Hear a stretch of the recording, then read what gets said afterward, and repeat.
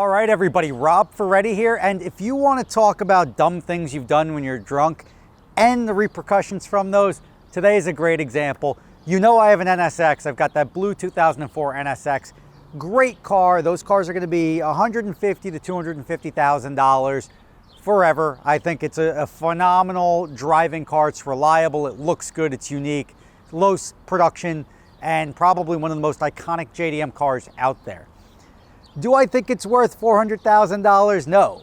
But one just sold on Bring a Trailer for $394,000, or did it? Now, this is like one of those big regret moments. A guy bid $394,000, won a yellow on yellow 2005 Acura NSX.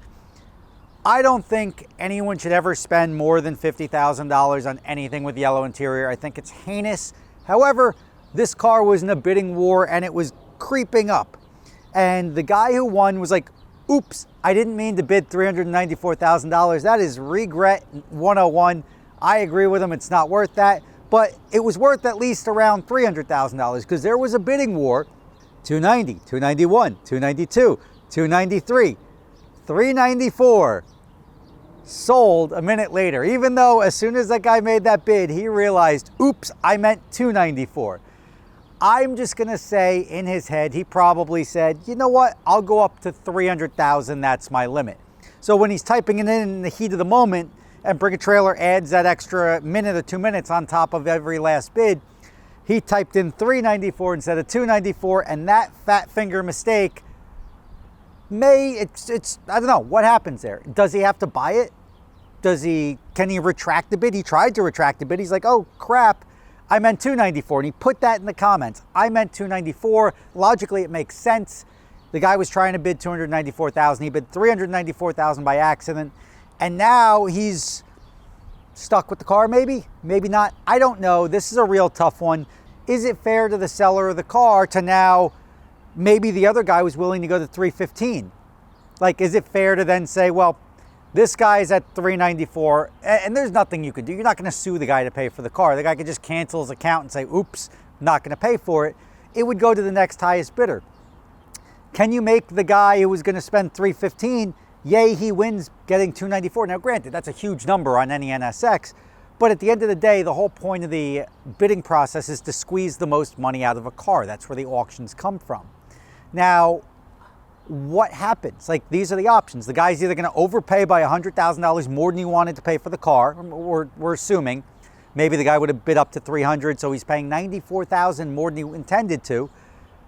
Do you feel bad? Somebody spending $300,000 on a car probably could spend $400,000 on a 20-year-old Honda.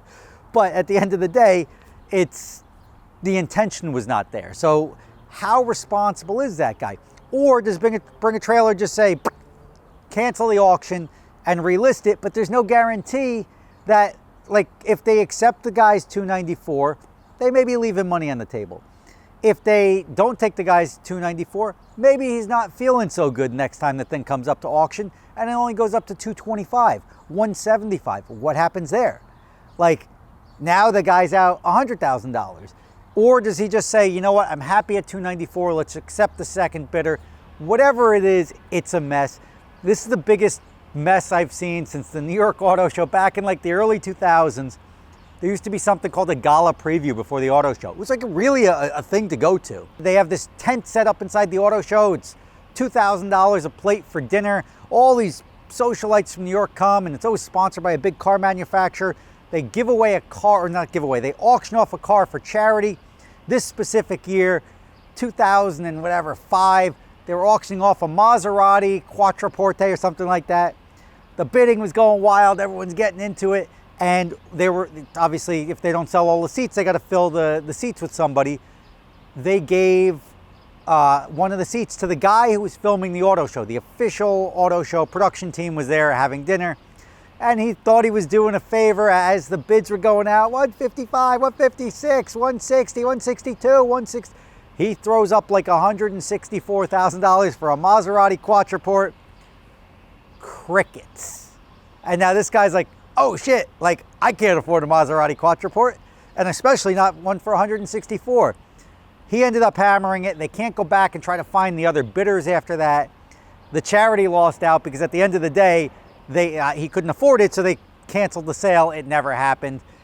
You gotta question what the right move is. When somebody bids on something, you can't, and this is the problem. Like if I went to an auction and shill bid on my own car, 100,000, 200, trying to squeeze the most out of that, that's not right. But like if I win the car and I win my own car, I would have to pay the auction fees. I'd have to pay 10,000 here, 10,000 there. So there's no real upside to bidding something up unless you actually intend on purchasing it.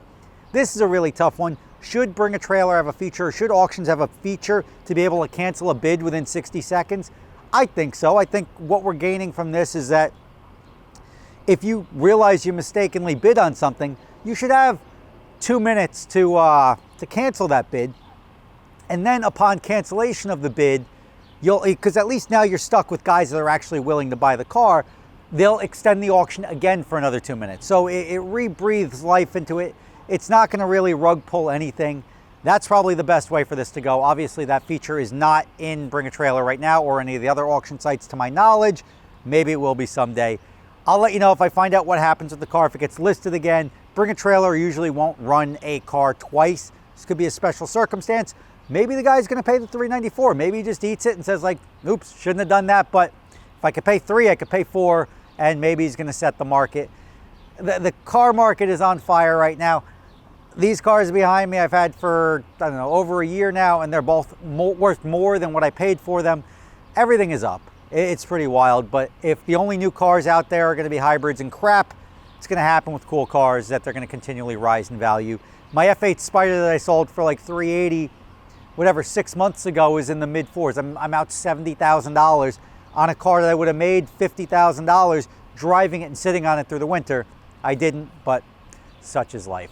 Rob Ferretti, let me know your thoughts in the comments below. What should happen? Do you think the guy should have to pay the car? Should the second guy at $294 get the car? Should they redo the auction? I don't know. I don't know what the right answer is, but I know that can be avoided in the future. That's what happens when mistakes like this are made. It was a clear mistake. It was not like the guy was just drunk one day and he decided to throw an extra $100,000 at it and he had buyer's remorse when he woke up in the morning. This, you could see the logic path where it was climbing by $1,000 each, and all of a sudden it went up by $101,000. Didn't really make a lot of sense. That should be like even like an AI algorithm in there. Are you sure you want to bid this? And they do have like, are you sure you want to bid this? But like, if they see that discrepancy or that thing, especially with AI, if you see something that's not logically following, if the bid increment is going up by $50 and all of a sudden somebody bets $100,000 more, it's probably an accident. Rob Ferretti, thank you for watching. Wouldn't want to be that guy. I wouldn't want to be any of the guys here, except maybe the only guy that may win here is the guy who bid $293, who's the second place bidder at that point in time, because he may be able to buy that car for substantially less than he was willing to pay for the car if everybody else decides to be risk averse. We'll find out.